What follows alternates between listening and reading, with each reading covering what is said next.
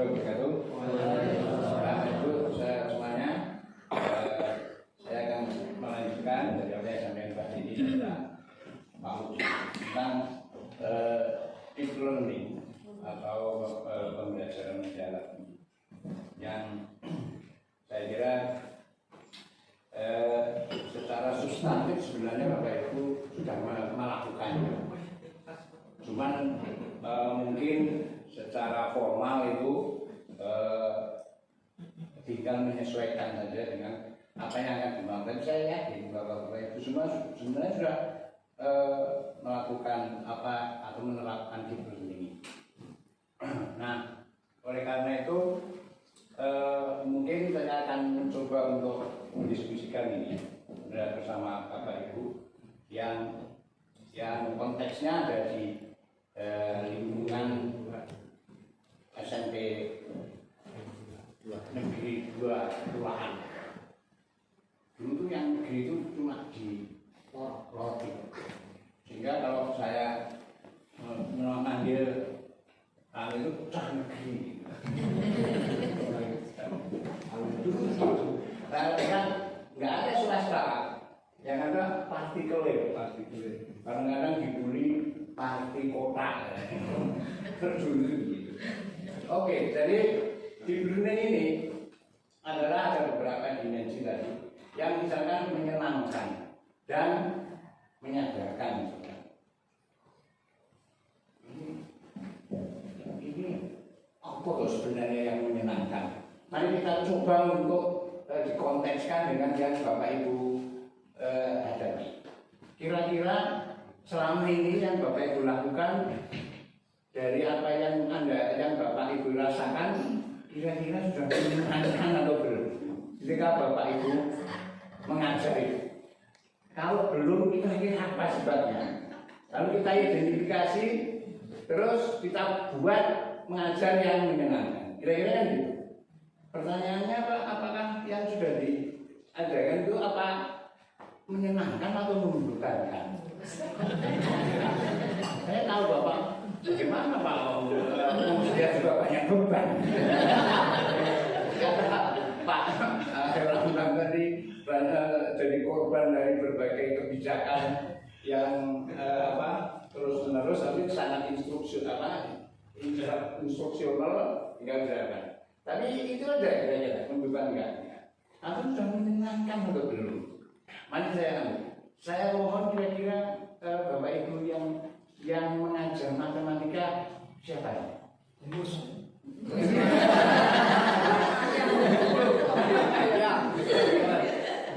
Ibu siapa? Bu Warina. Kira-kira menurut pengalaman Ibu ketika mengajar matematika itu anak-anak itu matematika itu menyenangkan atau membebankan? Ini membebankan. Lalu bagaimana? Mengapa kok membebankan? Ya masih ada di dalam pandangan diri kita kan, dan masyarakat kita juga. Ngomong hantu, iya kan? Kayak hantu ya. Kalau dulu saya tidak ada matematika, yang ada aljabar. Dulu, wah menyenangkan. Itu momok. Mengapa menjadi momok? Itu harus kita urai supaya menyenangkan. Kan kira-kira begitu. Nah, hal semacam itu harus dipecahkan. Apakah karena faktor gurunya? Kalau saya lihat Ibu tidak terlalu menakutkan. Apa materi pelajarannya atau karena apa? Itu sangat penting supaya dia senang matematika. Kira-kira kan gitu. Nah, medeni Pak Mano koyo memedi. Memedi apa?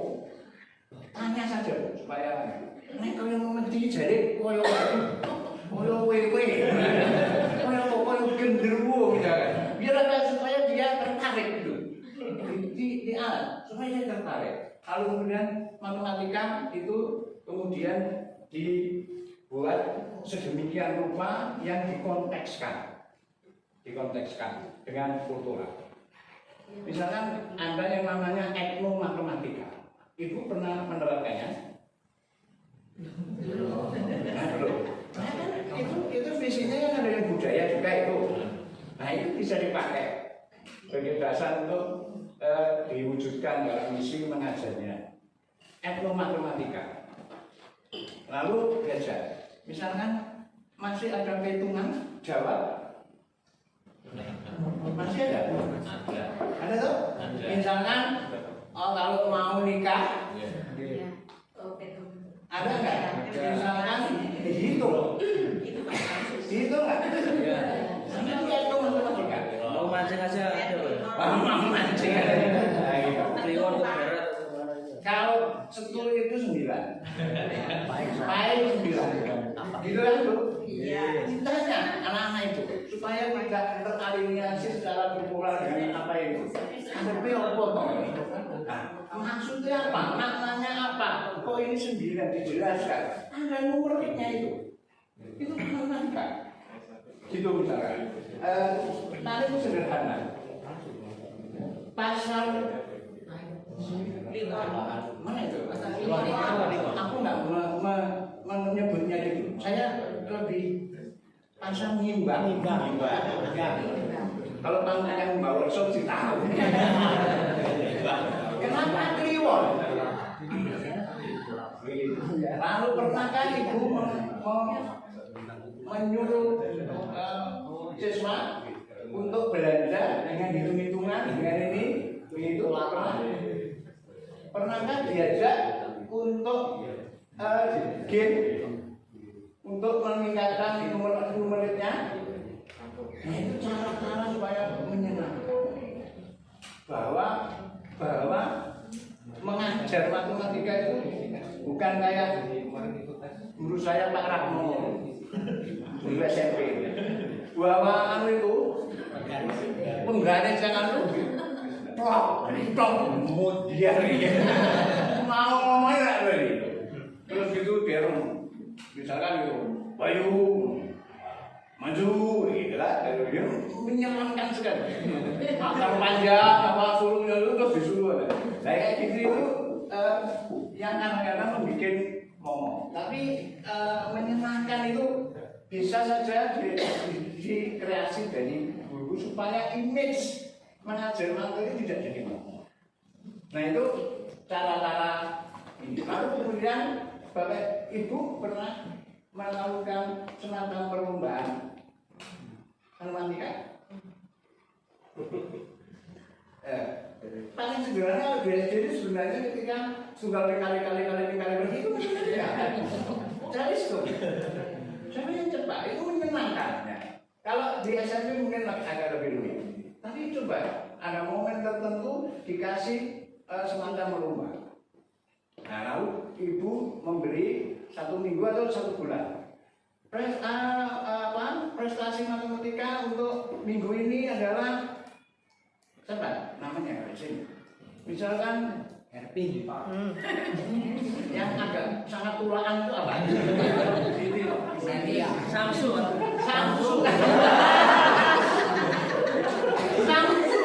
Ya, ternyata yang paling ngaruh untuk pencapaian bulan ini Samsu. Apa yang itu membangkitkan?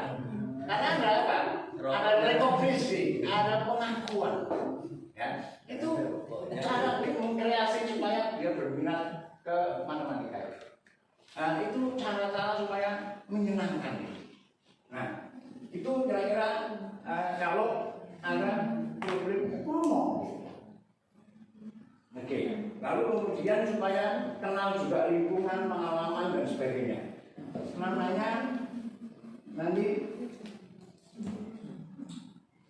bagaimana cara deep learning untuk soal yang menyadarkan itu harus belajar secara fenomenologis. Saya tahu Bapak Ibu mesti bingung di sini bilang. Memang sengaja saya bingung gitu. Apa itu fenomenologis? Itu deep learning itu menyadarkan dan pengalaman. Fenomenologis itu adalah belajar memproduksi pengetahuan dan mengkonsumsi secara fenomenologis. Itu supaya ada pengalaman. Kalau fenomenologi pengalaman masih bingung kan? Ya, memang begitu. Nanti saya kasih tahu. Siapa yang Bapak Ibu mengajar biologi? Apa kalau mata kuliahnya? Mata kuliahnya apa? IPA. Yang IPA apa? IPA. Selain Pak Gunawan. Karena saya takut sama Bapak. Ibu Sudini. Ibu Tini. Ibu Tini ada biologi. Supaya menyenangkan kira-kira bagaimana? Dan menyadarkan dan kesadaran di lingkungan harus fenomenologi. Marilah di sini ada mata pelajaran tentang biologi reptil. Ada reptil kira-kira yang kontekstual di sini. Kadal ada? Cicak, buaya, kadal. Oke, kita belajar tentang deep learning yang menyadarkan berdasarkan pengalaman. Sederhananya, fenomenologi itu adalah proses mencari pengetahuan melalui penginderaan. Oke, mulai lebih jelas ini, Bu. Penginderaan. Manusia memiliki indera, mempunyai berapa panca indera?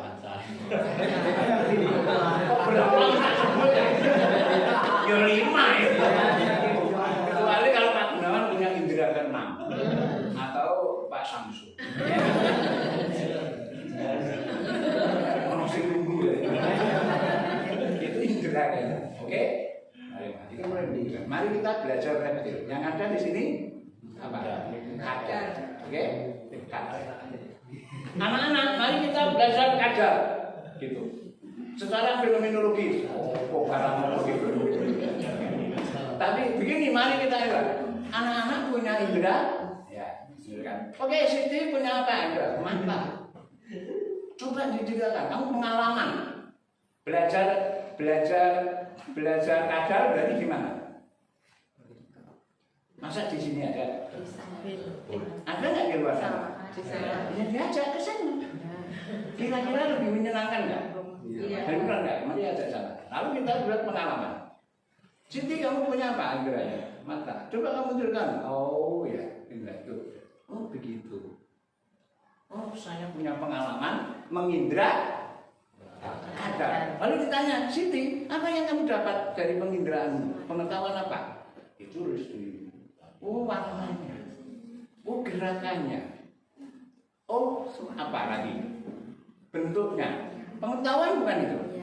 Nah, itu namanya fenomena.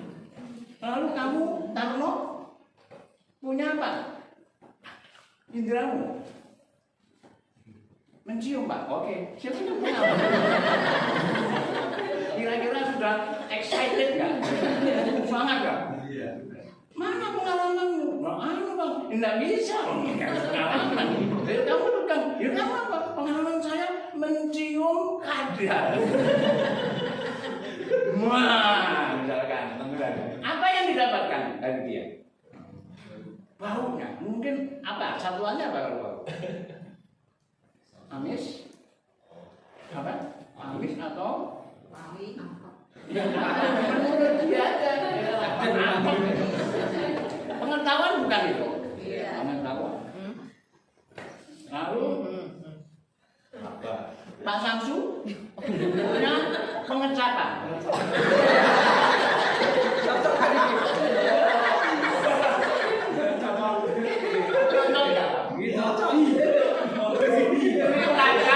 Pengalaman belajar objeknya itu kadal. Kalau saya menyampaikan GS, kan pengalaman di rumah. Itu cara saya kan menjilat kadal. Dan dapat pengetahuan nggak? Iya. Rasanya itu pengetahuan. Lalu didokumentasikan. Oke, ini disebarkan. Mulai kalau menyebarkan kepada orang lain, artinya dikonsumsi juga dong pengetahuan. Ya begitu belajar itu. Rasanya nagih. Nah itu belajar teknologi begitu. Kira-kira menyenangkan nggak? Dan mendapat pengetahuan yang mendalam nggak? Dan itu akan masuk di dalam memori kognisi si anak itu. Aku biar diajari Pak Samsu suruh berlatih kajar ya. Itu rasanya cara itu sederhana. Jadi kalau pelajaran dunia usaha pernah kan diajak ke pasar nimbang itu? Diajak sama.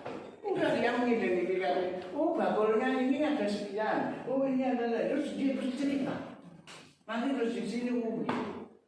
Ya itu namanya deep learning. Ya kayak gitu. Dan saya ini sangat mudah dilakukan. Dan mungkin saya percaya Bapak itu sebenarnya sudah melakukan ini. Nah gitu. Kira-kira banyak sekali hal yang bisa dilakukan untuk membuat terus. Nah, jangan lupa anak itu kan harus diapresiasi, harus dihargai, diakui, diberi pengakuan maksudnya. Kamu hebat. Tapi ya jangan setiap hari. Apa ya? Cari momen-momen. Ya caranya kayak gitu tadi. Ya, lalu diberi assignment homework. Tadi suruh mengidentifikasi apa? Bukan, biologi. Yang itu supaya berwawasan lingkungan bisa sustainable untuk dia bukan akan memelihara toh.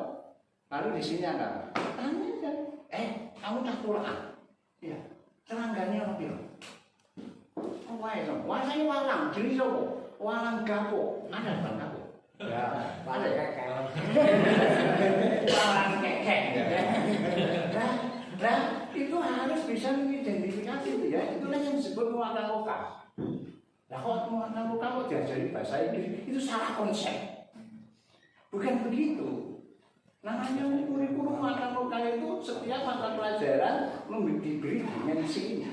Kalau biologi ya harus tahu apa ini supaya tidak terasing dengan lingkungannya. Itu namanya muatan lokal. Bagian nanti dari deep learning ini harus tahu karena harus mengerti itu apa lingkungan, baik alam maupun sosial. Begitu. Kurikulum muatan lokal. Hati-hati kalau salah konsep memahaminya nanti penerapannya pasti juga berbeda keliru. Jadi Bapak Ibu awal itu. Lalu misalkan yang lebih menyenangkan lagi, Bapak Ibu pernah studi tour anak-anak dirancang dengan pembelajaran yang menyenangkan dan mendalam nanti itu bisa dilakukan. Kemana? Ya kadang ke Jogja sekitarnya, kadang juga ke Malang sekitarnya. Sudah dirancang objek-objek destinasinya sudah. Lebih banyak hiburannya atau lebih banyak produksi belajar? Wahana peninggalan sejarah. Oke, tuh itu penting juga. Pernah minat? Dalam Itu namanya kalau dari sisi teknologi pembelajarannya kurang jelas tadi. Kira-kira capek nggak kalau di bis itu? Kurang nyaman. Lalu kalau anak itu capek, kira-kira produktif nggak untuk menyerap pengetahuan? Berarti keminum begini. Ya kan? Jadi menginap untuk field study yang produktif ya, menyenangkan dan produktif dan mendalam dan membangun kesadaran tentang pengetahuan itu tidak harus jarak. Bisa pelorok sana di pinggir mana kemah, tapi objek mau belajar apa? Ini studi tour, studi lapangan. Kalau mau yang umum kan yang namanya studi tour kan mesti itu tadi ke Yogyakarta atau ke Malang begitu naik bis itu lah. Lalu membawa arem-arem atau apa. Oke. Yang penting bahwa dirancang dengan baik dan harus melibatkan siswa itu dilibat. Kira-kira siswa itu dilibatkan dengan hanya mendengarkan, hanya itu lebih menyenangkan mana? Iya. Dilibatkan, hanya diakui sebagai subjek pembelajar yang student centric learning, sebagai pendekatan learning menggeser dari teacher centric learning ke student centric sebagai pendekatan tadi itu sebagai approach untuk belajar. Maksudnya begitu. Tapi aku tahu tidak mudah menggeser itu. Iya kan? Bapak Ibu sudah menjadi sentral loh. Rela nggak dijadikan tidak jadi sentral, menjadi fasilitator? Mungkin Bapak Ibu rela, tapi masyarakat kita nggak bisa. Guru itu konstruksi kan bu, tidak semudah itu, harus digeser. Tapi untuk itu libatkan siswa itu untuk selalu bertanya, misalkan studi itu dia produktif. Pengalaman saya, kalau ke Borobudur, Bapak Ibu kan pernah ke Borobudur kan? Ya. Nah, aku lihat, saya amati anak-anak Jepang, Korea, anak-anak SMP, apa? Itu tangannya saja kepada guide-nya. Gitu. Hanya maksudku itu anak SMP Indonesia ini. Selfie. Karena setelah saya tanya, kamu sudah pernah ke Borobudur? Korea Tondok sudah Pak. Apa yang kamu dapat? Wah, di sana itu daunnya enak sekali. Nah, apa hubungannya dengan itu loh ya? Itu karena tidak dirancang dengan baik, tenang, sehingga kurang produktif dan tidak menyenangkan. Tidak menyenangkan tapi mulai kreatif. Makanya harus diajari bertanya. Bapak ngajar apa Bapak? Pendidikan Pancasila. Pernah diamati nggak berapa yang sering bertanya? 5%. 5%. Pasti ini menyenangkan atau membebankan? Ini masalah. Ya. Nah ini mari kita besarkan hatinya. Ayo tanya. Salah nggak apa-apa. Yang penting berpendapat. Karena kalau student centered learning itu adalah konstruktivisme. Kalau konstruktivisme itu menempatkan posisi siswa itu sebagai subjek aktif di dalam produksi pengetahuan, tidak penting itu salah loh ya. Yang penting bisa berpendapat itu nggak apa-apa, terus diapresiasi. Lalu dia berani bertanya. Apa tidak Pancasila? Kalau ujian diawasi nggak? Diawasi. Nah itu menunjukkan kegagalan tidak dalam ngajarnya. Jangan diawasi Pak. Value utama untuk Pancasila Pak. Kok nggak dipercaya? Gitu. Agama juga gitu loh. Makanya jangan heran kalau itu hanya sekedar formalitas. Tidak terhayati, tidak deep learning, tidak omnipresent, tidak hadir di dalam jiwa. Agak ya. Soal nanti ada yang biarin dulu nggak apa-apa, tapi kan dievaluasi. Jangan diawasi. Masalahnya nggak diawasi itu kamu honorer lah. Apa itu kan? Maksud saya baik kan? Ya, namanya itu kan jujur. Ya, saya boleh, boleh kelangan bondo dunia ibaratnya orang kelangan apa-apa. Itu, nek kowe kelangan nyawa ibaratnya kehilangan separuh. Ajaran leluhur kita kan bilang. Ini nek kowe kehilangan kepercayaan hilang sakabehane. Everything is gone.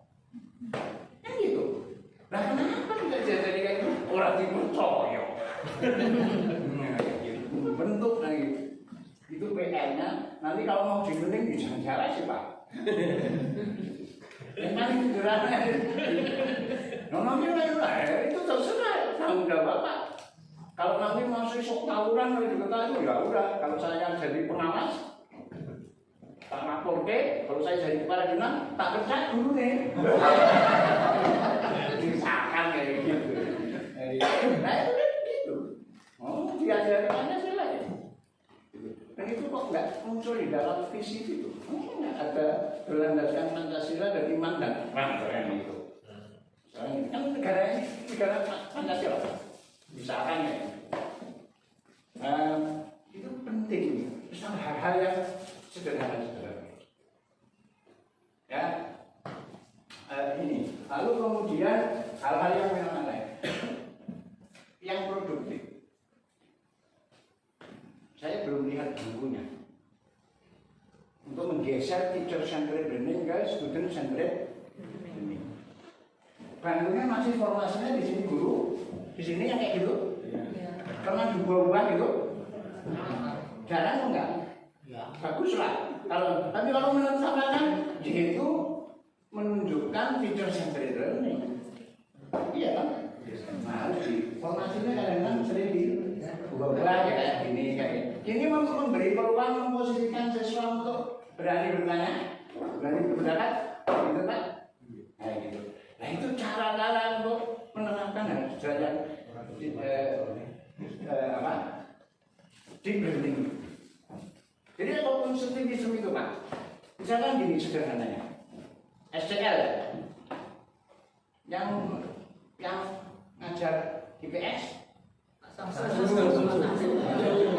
Samsul. Jadi begini misalkan, kalau Bapak menggunakan PCL, menggunakan behavior misalkan dalam teori-teori itu sebenarnya itu temanya ibu kota Indonesia. Anak-anak ibu kota Indonesia adalah Jakarta. Kalau ini lalu Bapak tanya, anak-anak ibu kota Jakarta, ibu kota Indonesia adalah benar atau salah? Benar. Ya sudah hanya direkod itu. Tapi kalau SCL nggak boleh kayak gitu. Harus dibenih. Bisa gitu. Jadi jelaskan bahwa sejarahnya begini, konteksnya gini, begitu. Lalu ditanya, anak-anak, ibu kota Indonesia adalah Jakarta. Apa argumennya? Dia ngomong, salah aku kok. Ngomong. Oke? Ngomong aja Pak Tepat. Pusat pemerintahan. Oke. Ibu siapa? Bu Agnes, setuju kan dengan pendapat Pak? Setuju? Oke, setuju? Silakan, ngomong. Ini misalkan saya anggap Bapak ini murid ya. Udah, ngomong. Mengapa setuju nggak? Alasannya apa? Ngomong. Apa? Berargumen. Lalu ada lagi, misalkan ibu kota mana? Jakarta. Sama. Ibu dari mana? Ya nggak apa-apa. Ya. Tidak setuju. Ya. Bergeser. Ya mau digeser. Ada yang setuju dengan IKN? Ada lagi yang ada yang Jogja. Kenapa? Karena dulu pernah ibu kotanya di Jogja ketika zaman ini berkembang imajinasi, pengetahuannya, cara berkomunikasi. Nah itu konstruktivisme yang sesuai dengan deep learning. Terapkan aja kayak gitu. Udah deep learning. Apakah pernah dilakukan? Bisa dicoba.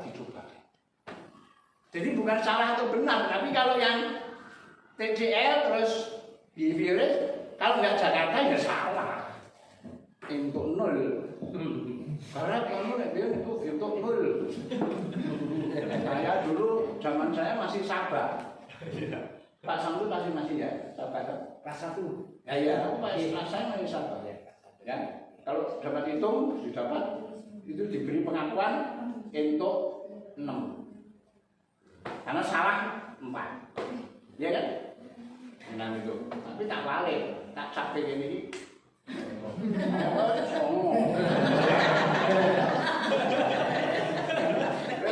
Ajari juga nyanyi.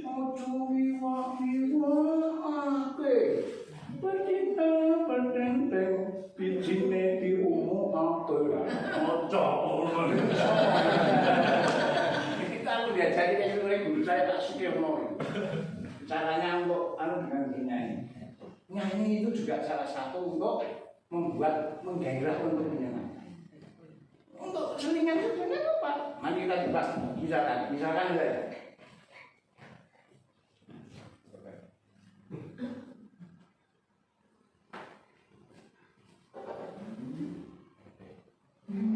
Misalkan aja untuk membuat kok ini sudah jam 11 lebih misalkan kurang kok lesu mentok kan gitu.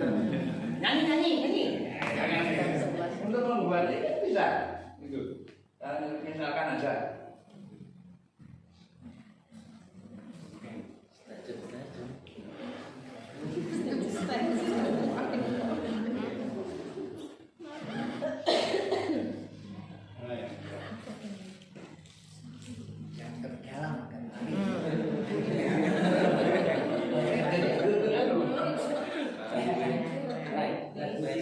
bukan di sini.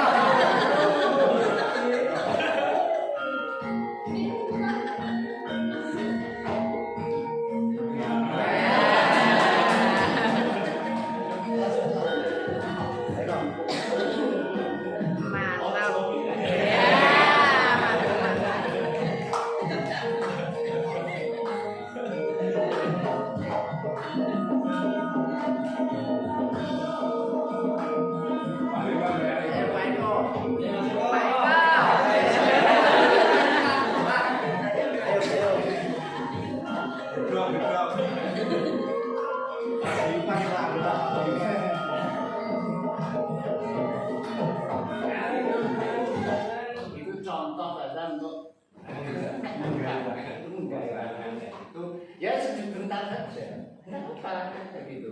Ya ini karena konteksnya sosiokulturalnya ini ada di Pacitan itu ya Serapah yang menduduk membuka itu, tapi itu kan kayak gitu. Nah kalau kita di Palembang ya tentu nggak menarik. Nah jadi kayak gitu-gitu itu cara membuat kita menyerang. Jadi enggak usah terlalu dibikin serius ini nanti enggak, itu terlalu. Sebenarnya Bapak Ibu sudah bisa melakukan itu dengan dibeningkan. Nah, yang terakhir saya ini nanti sebelum diskusi, saya punya pengalaman yang luar biasa ketika saya di SMP. Ya, saya punya pengalaman itu karena terkait dengan proses pengalaman belajar. Waktu itu kepala sekolahnya Bapak Slamet Hadi Mulyono, BA, Madiun Pak itu, di Madiun betul, Pak Samsul mestinya. Karena dulu itu jarang sekali orang punya titel BA. Pak Slametnya nggak ada yang disebut mesti Pak BA. BA. Nah hanya satu-satunya ya. Misalnya Pak Bakrun itu yang kedua, terus jadi kepala sekolah di SMP 1. Itu kan dulu Pak. Apa yang dia lakukan? Pak Slamet ini, Pak Slamet BA, Pak BA ini merancang sebuah eksibisi anak-anak SMP. Jadi selama 4 hari atau 5 hari, 5 malam. Jadi sekolah kayak gini misalnya di SMP itu dibikin wahana-wahana untuk mengekspresikan semua keterampilan dari siswa-siswa SMP, yang biologi, yang fisika, yang bahasa Inggris, olahraga, kesenian, prakara itu ditampilkan dan dijaga oleh siswa-siswa itu. Jadi dia sangat, itu terus ditonton oleh seluruh masyarakat. Sangat ngaji itu menonton kan di situ, malam juga gitu. Lalu kita misalkan di sini Bu yang biologi tadi, di sini ada herbarium kan? Oke, dia di sini masih kan herbarium. Terus ada yang nonton tanya itu, dia menerangkan herbarium ini begini, herbarium ini. Jadi gitu. Ada yang fisika menjelaskan gerhana bulan misalnya. Ada yang bahkan ada yang seni nyanyi, nyumbang. Ada yang itu luar biasa ini, pengalaman tidak pernah saya lupakan. Itu adalah deep learning. Deep learning. Jadi coba kan, dicoba. Bapak Ibu mungkin Pak Gunawan bisa merancang itu, ya di sini mungkin 3 hari itu dibuat wahananya lalu dikombinasikan dengan apa namanya seni-seni mungkin berkolaborasi dengan masyarakat sebelah sini untuk dikasih aja panggung mana situ siapa mau bermenari apapun gitu. Tapi ini dibuat kayak pameran gitu, melihat itu dikondisikan supaya kalau Bapak Ibu tur itu loh, iya kan? Dikondisikan supaya belanja. Pun bawa ya, ini kayak gitu. Tapi ini untuk pengetahuan. Saya kira kalau kayak gitu itu kuat. Itu sampai saya mengancam di memori saya. Itu di learning yang ada dimensi 3 tadi, ya ada meaningful, apa tadi? Menyenangkan, menyadarkan dan bermakna. Nah, dengan begitu kadang-kadang tadi soal jangan sampai terserah dari lingkungan. Di Lorok ada yang dari Lorok, kecuali adik saya. Ada yang dari Lorok.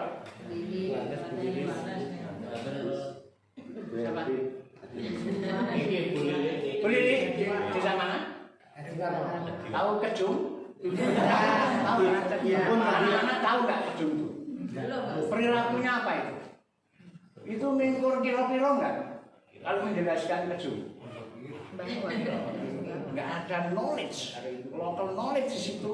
Nah, karena tidak tadi pembelajarannya tadi harusnya dilihat lebih teliti sederhana ini sebenarnya itu.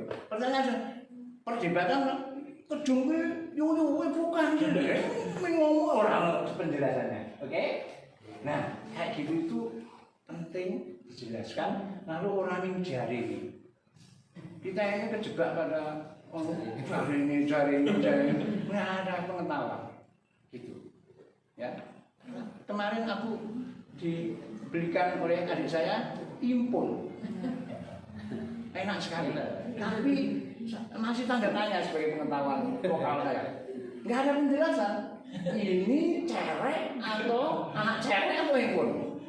Nggak ada penjelasan. Harus diteliti. Ajaklah siswa sana, Bapak Ibu sana dilihat apa ini perilaku, supaya benar pengetahuannya. Senang sekali mereka. Begitu. Nah itu di learning yang tidak teraliniasi, tercerabut dari pengetahuan. Nah, kayak gitu tuh sangat menyenangkan. Saya jamin pasti terlibat dong mereka, pembelajaran terlibat dan terkesan. Nah, kalau di sini, makanya saya tadi tanya kepada Pak Chandra, Pak Herlambang, makanan khas di sini itu apa? Belum ada jawaban sampai sekarang. Kalau lorong itu kolong, tapi coba tanya. Anak-anak itu tahu bagaimana proses membuat kolongnya. Bagaimana itu sebagai local knowledge? Kenapa harus dikasih pengetahuan yang jauh dari pengalaman mereka? Tapi di lingkungannya nggak tahu. Ya itulah yang pentingnya itu diketahui. Kalau nggak nanti ahistoris. Bapak Ibu digelontor dengan pengetahuan dari mana, tapi anak-anak kita dengan itu gadget ini luar biasa. Jadi problem, tapi nggak tahu. Lalu direndahkan pengetahuan lokalnya itu, yang dibully rasanya dia nggak tradisional dan sebagainya. Itu maksudnya Pak siapa itu? Pak Mukti itu dengan diberi pendekatan itu apa lain hal-hal kayak gitu, dan saya percaya Bapak Ibu sebenarnya sudah bisa melakukannya di dalam kompleks sosiokultural dan alam di Tuhan. Dan itulah kira-kira. Menurut itu saya persilahkan Bapak Ibu yang mau menyampaikan pendapat, monggo.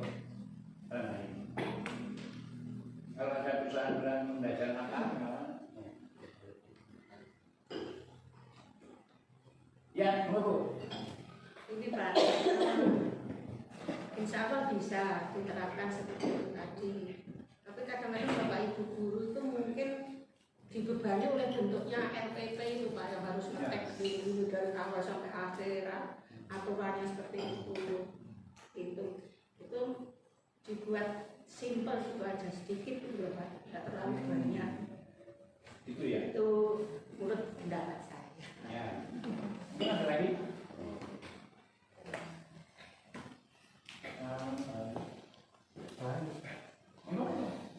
Pengalaman atau mungkin pertanyaan? Pertanyaan boleh, ngomong, santai banget.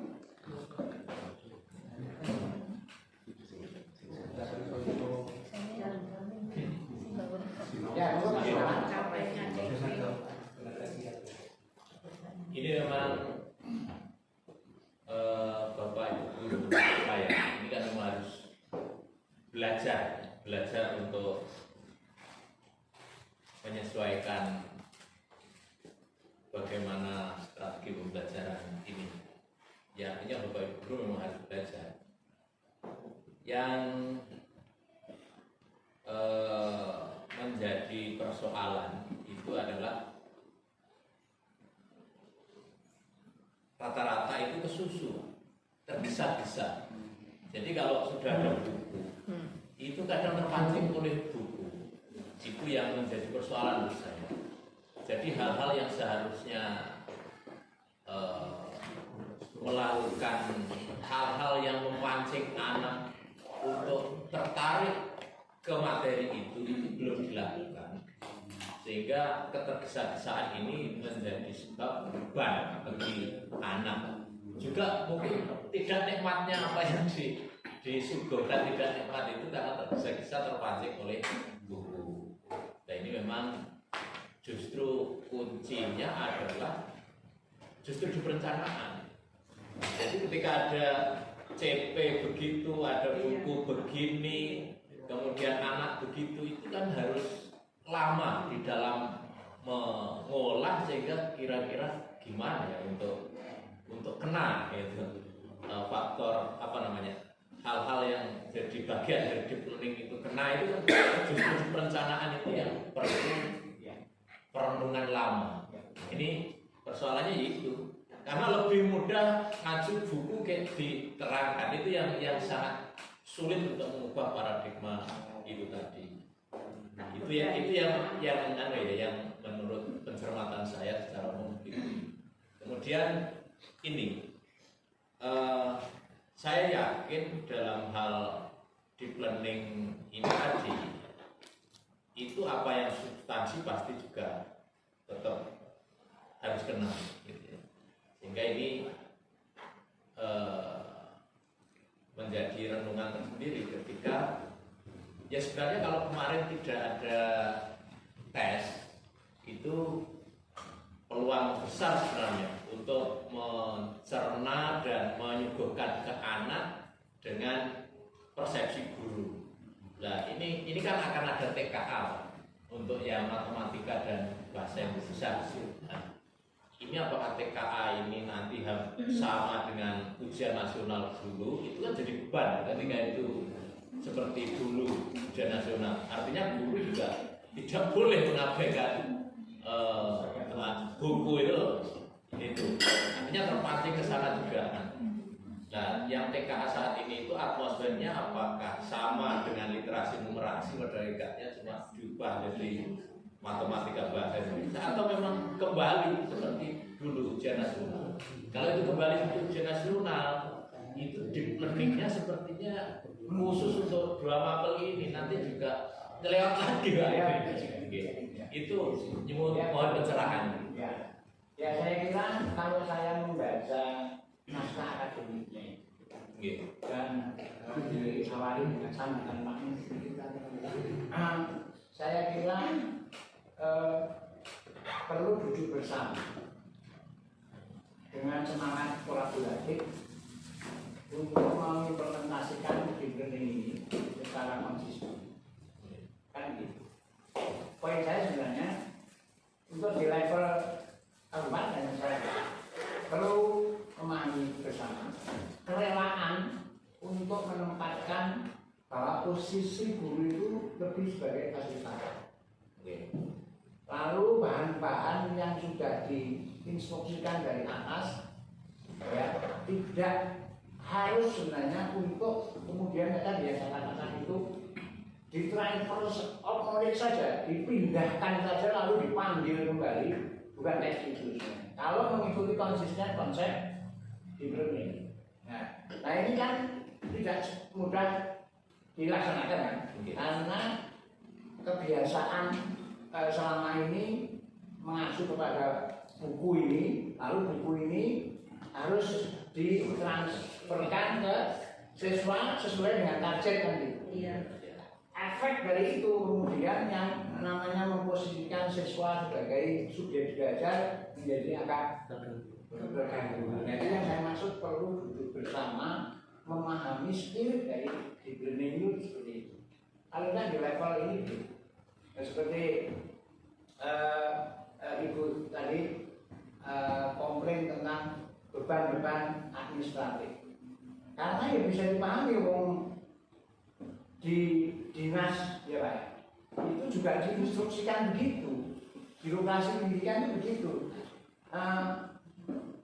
Istilahnya itu sesuai juklat juknis gitu, itu mengendalikan, mengontrol.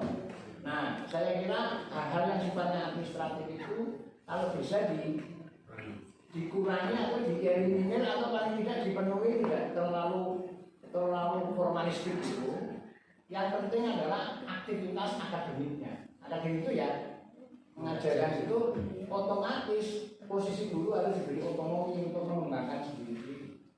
Nah ini harus disadari. Karena kalau memang konsisten sepanjang itu tidak dilakukan, ya nanti hasilnya akan saya buka ikan berapon. Nah, kayak gitu toh. Bagus sebenarnya perencanaannya mulai dibanding kayak dulu itu sebenarnya kan sudah ada. Bapak itu kan masih ingat TBS atau cara belajar siswa lalu kurikulum KTSP Satuan Pendidikan. Lalu yang sangat konsumtif yang sesuai dengan dibanding itu kurikulum 13 itu kan. Lalu kurikulum Merdeka, lalu dibanding itu sebenarnya satu spirit Pak. Dalam arti sebagai pendekatan yang menetapkan posisi siswa sebagai siswa yang aktif subjek. Tapi seringkali ada hambatan sifatnya struktural dalam arti regulasinya, karakter dari kebiasaan kebijakan yang lebih orientasi pada pemenuhan administratif itu selalu ada. Kayak gitu. Nah sebenarnya ini nanti bisa dibujuk bersama supaya nggak terlalu diberi beban. Itu bukan hanya guru Pak, dosen juga sama. Wah beban nasional sulit. Tapi kan relatif punya otonomi ya. Nah, makanya guru ini sebenarnya diberi peluang untuk berkreasi kayak gitu. Mengembangkan sendiri kreasi-kreasi baik yang terkait dengan metode pembelajaran maupun yang mencoba untuk mencari cara-cara supaya pembelajaran itu sesuai dengan karakter dari deep learning ini dengan pendekatan deep learning. Itu sebenarnya begitu Pak lah. Persoalan buku warisan itu ya memang harus ini tadi didiskusikan dengan Bapak Kepala Sekolah, dengan pihak dinas atau cara menyikapinya secara lebih bagaimana. Karena ini kalau memahami bersama di learning memangnya kayak gitu harus dikurangi. Kalau enggak ya balik lagi dua mata pelajaran yang tadi lalu dites dengan kayak TKA kalau dulu nasional. Nah kan gimana nanti konteks kulturalnya nggak ada, konteks sendiri kan nggak ada, jadi harus sesuai dengan konstruksi negara yang terpusat itu. Sebagai lain kan, nah konteks pembelajaran kontekstual ini menjadi problem memang di situ.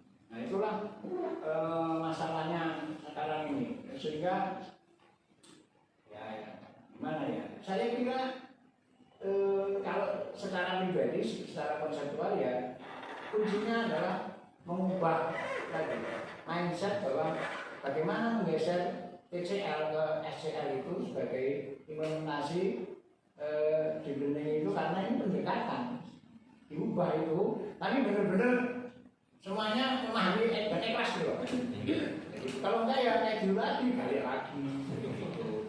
Ya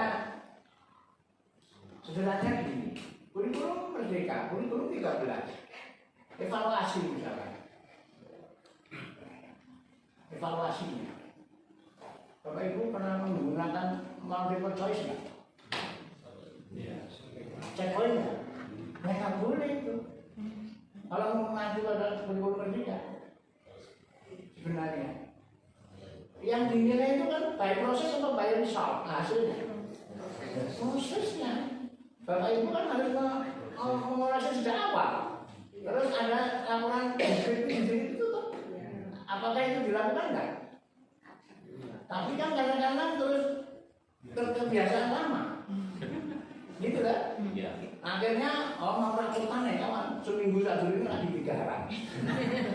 Kira-kira gitu kan? Harusnya kan sejak awal punya data deskripsi ini sebagai konsekuensi kurikulum 13 dan merdeka. Tapi ya begitu. Akhirnya kalau satu kelas 40 mendeskripsikan itu capek nggak?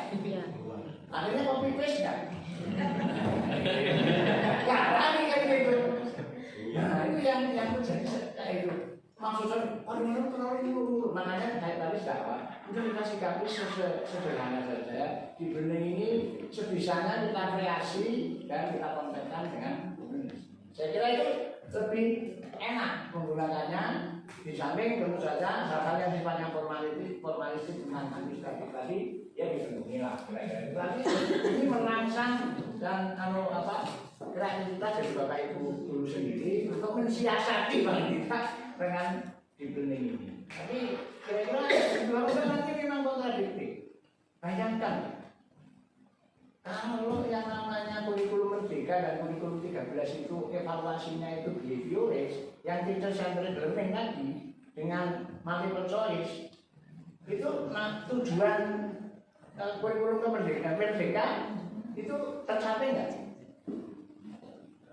Kalau dievaluasi dengan tidak, itu merecall dan reinforcement, bukan mengembangkan lagi. Rugi nggak? Rugi nggak? Bapak Ibu dibayar nggak? Oleh negara? Seluruh Indonesia nggak? Yang di total sak triliun ada nggak? Untuk menerapkan kurikulum yang tadi loh. Tapi tercapai nggak tujuannya? Enggak. Kalau enggak berarti rugi loh. Nah, gitu. Maka ya disiasat saja pelan-pelan supaya lebih produktif ini. Itu. Cuma ini harus tadi satu paham memahami ini dengan semangat yang menempatkan siswa adalah subjek aktif dalam produksi dan konsumsi pengetahuan. Untuk apa? Mengembangkan imajinasi, mengembangkan kreasi, mengembangkan cara berargumentasi dan berkembang keberanian bertanya. Itu salah satu indikator yang jelas keberhasilan dari itu. Tapi kalau masih tadi kayak Pak Gunawan itu, memang ada sih yang namanya pelajaran kayak matematika itu memang harus ada target kan. Sekarang apa aja kalau misalnya tak beras apa ya namanya?